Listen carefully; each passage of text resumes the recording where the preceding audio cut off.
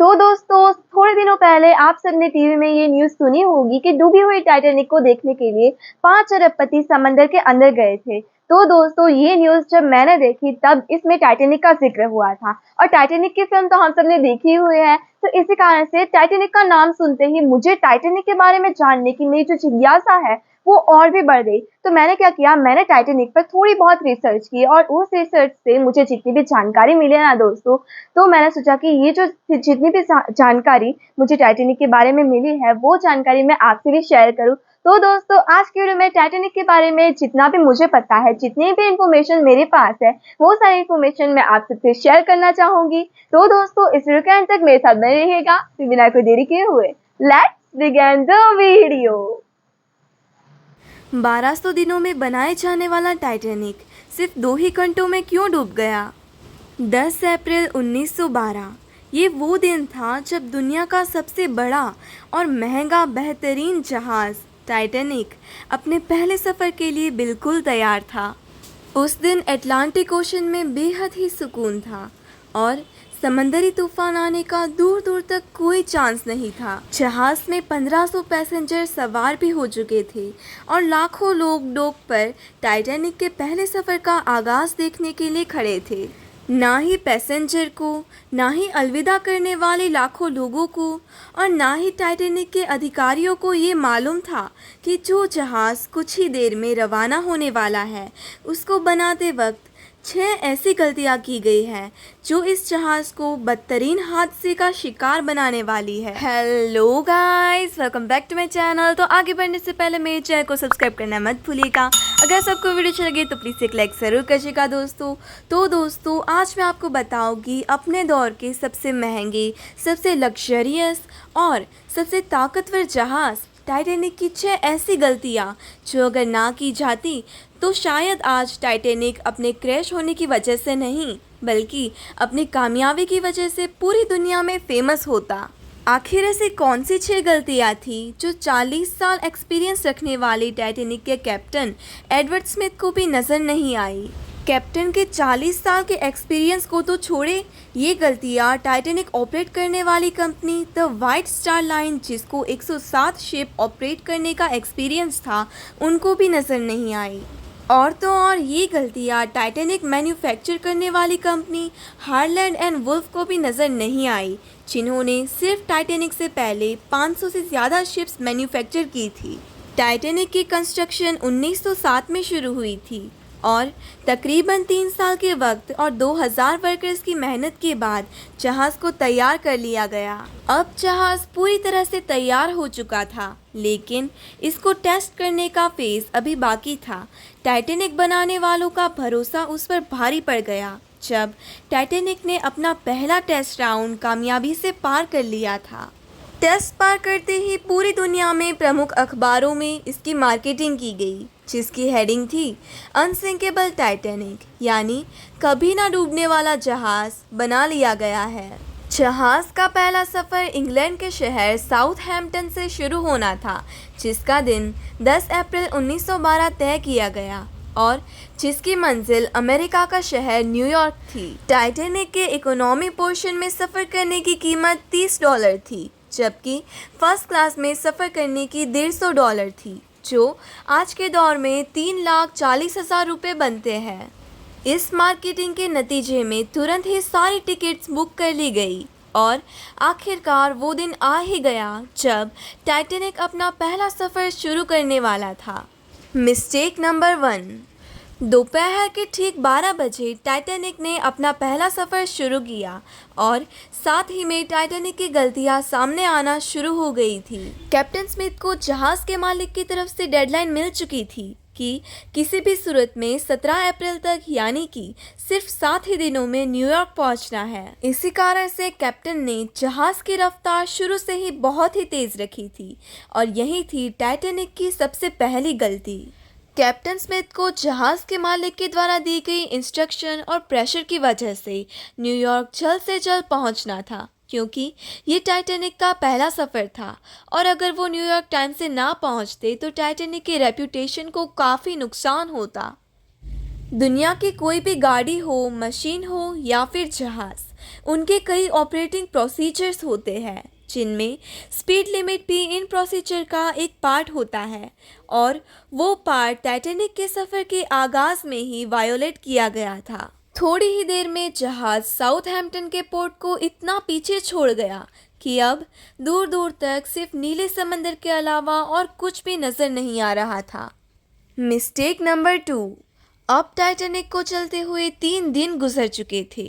France और Ireland में थोड़ी ही देर के स्टॉप के अलावा टाइटैनिक पिछले 72 घंटों से नॉन स्टॉप न्यूयॉर्क की तरफ आगे बढ़ता चला जा रहा था। ये 14 अप्रैल 1912 की शाम थी। समंदर पर हर तरफ खामोशी और धुंध छाई हुई थी, जिसकी वजह से विजिबिलिटी भी काफ़ी कम हो चुकी थी। उसी रात एक और जहाज़ जो कि टाइटैनिक से कुछ घंटे ही आगे था, उसके कैप्टन ने वायरलेस पर समंदर पर तैरती हुई चट्टानें यानी कि आइसबर्ग्स के बारे में वार्निंग दी थी। एक्सपर्ट्स का मानना है कि यह वार्निंग कम से कम 6 बार दी गई थी, लेकिन वायरलेस ऑपरेटर की कोताही की वजह से इंतहाई इम्पोर्टेंट वार्निंग्स इनसे मिस हो गई। उनके लिए शायद ये नॉर्मल बात थी, लेकिन यही थी टाइटैनिक के डूबने की दूसरी वजह।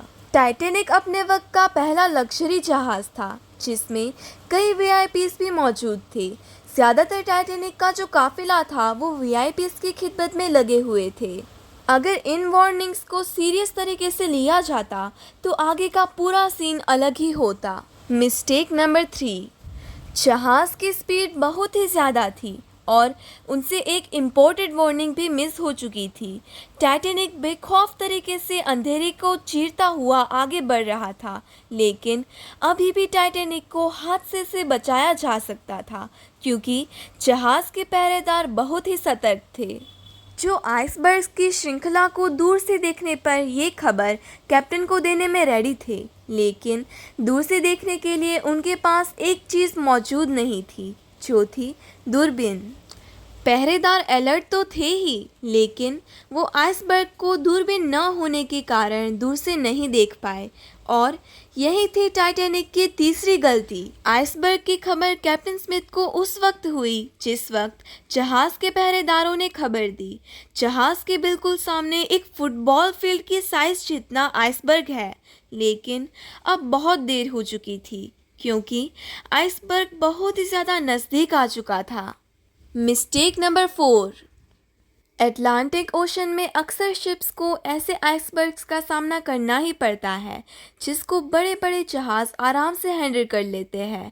शायद कैप्टन स्मिथ ने भी यही सोचा होगा। आइसबर्ग की खबर मिलते ही कैप्टन स्मिथ ने जहाज़ के इंजन को बंद करने का आदेश दिया और साथ ही टाइटैनिक का रुख बदलने को भी कहा। इसमें कोई शंका नहीं है कि कैप्टन स्मिथ ने आइसबर्ग से बचने की कोशिश की, लेकिन फासला इतना कम था कि कुछ भी करना नामुमकिन था। आइसबर्ग टाइटैनिक के सेंटर से टकरा चुका था, लेकिन अभी भी टाइटैनिक को बचाया जा सकता था। उम्मीद थी कि शायद आइसबर्ग जहाज़ की बॉडी को नुकसान ना पहुंचाए, या आइसबर्ग जहाज़ से टकराते ही खुद टूट जाए, और शायद होता भी ऐसे ही, जो टाइटैनिक की चौथी गलती अपना काम न दिखाती। तज्ञों का मानना था कि टाइटैनिक की बॉडी पर जो रिविट्स लगी हुई थी वो स्टील की नहीं, परंतु कास्ट आयरन की बनी हुई थी। इन रिविट्स का काम लोहे के बड़े बड़े पीसेस को आपस में जोड़े रखना होता है, और कास्ट आयरन स्टील से नरम होता है। इसी वजह से आइसबर्ग जिस जगह टाइटैनिक से टकराया, वहाँ के रिविट्स प्रेशर की वजह से खुल गए, और फिर वही हुआ जिसका डर कैप्टन स्मिथ को था। Mistake number 5। टाइटैनिक की टक्कर एक फुटबॉल फील्ड जितने बड़े आइसबर्ग से हो चुकी थी, और अब जहाज के निचले हिस्से में पानी भरना शुरू हो चुका था। इस खतरनाक टक्कर ने पूरे जहाज़ को और जहाज़ में बैठे हुए लोगों को अलर्ट कर दिया था, और जहाज़ में मौजूद टाइटैनिक के मालिक जोसेफ ब्रूस को भी अलर्ट कर दिया था। जब टाइटैनिक में पानी भरना शुरू हुआ, लेकिन अभी भी टाइटैनिक के बचने की उम्मीद लगी हुई थी, क्योंकि टाइटैनिक को ऐसे डिज़ाइन किया गया था कि अगर इसके 3 फ्लोर में पानी भर भी जाए तो भी ये डूब नहीं सकता। लेकिन कम नसीबी से 3 फ्लोर को क्रॉस करके पानी अब 4th फ्लोर तक पहुंच चुका था। अब मामला हाथ से निकल चुका था। टाइटैनिक धीरे धीरे समंदर में डूबता जा रहा था। अब समय आ चुका था कि जहाज की चिंता छोड़कर पैसेंजर को कैसे बचाया जाए। कैप्टन स्मिथ ने रेडियो पर इमरजेंसी अलर्ट जारी कर दिया था। जब तक कोई मदद के लिए आता तब तक पैसेंजर को लाइफ बोट में शिफ्ट करने का प्लान बनाया गया। लेकिन इस समय पर पांचवी गलती ने अपना काम दिखा दिया। जहां जहाज में टोटल 32 लाइफ बोट की कैपेसिटी थी, वहां पर सिर्फ 20 लाइफ बोट ही रखी गई थी। पैसेंजर्स थे 1500 और बोट थी सिर्फ 20। Mistake number 6। ऐसे में टाइटैनिक पर अफरा तफरी का आलम था और हर शख्स उन गिनी चुनी कश्तियों पर सवार होना चाहता था। रात को 12:45 पर पहली इमरजेंसी कश्ती समंदर में उतारी गई। यहाँ हुई छठी गलती। अफरा तफरी के आलम में कश्तियों को पूरा भरे बगैर ही समंदर में उतारा गया, जिसमें ज़्यादातर फर्स्ट क्लास के पैसेंजर को बिठाया गया था। यानी जो लोग ज़्यादा अमीर थे उनको पहले बिठाया गया। कश्तियों में अगर ज़्यादा पैसेंजर को बिठाया जाता तो इंसानी जानें कम जाती। अब जहाज़ तेज़ी से समंदर में डूबता जा रहा था। रात के 2 बजे के आसपास जहाज़ में शॉर्ट सर्किट हुआ और टाइटैनिक की सारी रोशनी चली गई और उसके दूसरे ही पल में जहाज़ टूटकर 2 टुकड़ों में बंट गया। इस तरह से टाइटैनिक को पूरी तरह से डूबने में 2 घंटे और 40 मिनट का समय लगा और इस तरह से 1500 लोग इस अटलांटिक ओशन के ठंडे पानी में डूबकर मर गए। उस वक्त पानी का टेम्परेचर -2 डिग्री सेल्सियस था। मतलब अगर पैसेंजर इस ठंडे पानी में छलांग भी लगाते हैं तो भी बचने का कोई भी चांस नहीं था, क्योंकि इंसान इतने कम टेम्परेचर में 30 मिनट से ज़्यादा जिंदा नहीं रह सकता। माना जाता है कि टाइटैनिक में मरने वालों की तादाद 1500 पैसेंजर से भी ज़्यादा थी, क्योंकि जिन लोगों की जहाज के अधिकारियों से जान पहचान थी उनमें से काफ़ी लोग जहाज में बगैर टिकट के सवार हुए थे। जिंदा बच जाने वालों में सबसे ज़्यादा संख्या बच्चों और महिलाओं की थी। दूसरी तरफ कैप्टन स्मिथ थे जो सारा वक्त लोगों की जान बचाने में रहे और वह आखिरी इंसान था जिसने डूबते जहाज से छलांग लगाई थी। तो दोस्तों, अगर आप सबको आज का वीडियो अच्छा लगा हो तो मुझे कमेंट में ज़रूर बताएगा, लाइक और शेयर करना मत भूलिएगा और जल्दी से जाके मेरे चैनल को सब्सक्राइब भी ज़रूर करिएगा दोस्तों। तो दोस्तों, आज के लिए बस इतना ही। अब मिलता है नेक्स्ट वीडियो में ऐसी और नई इन्फॉर्मेशंस के साथ। तब तक के लिए बाय बाय।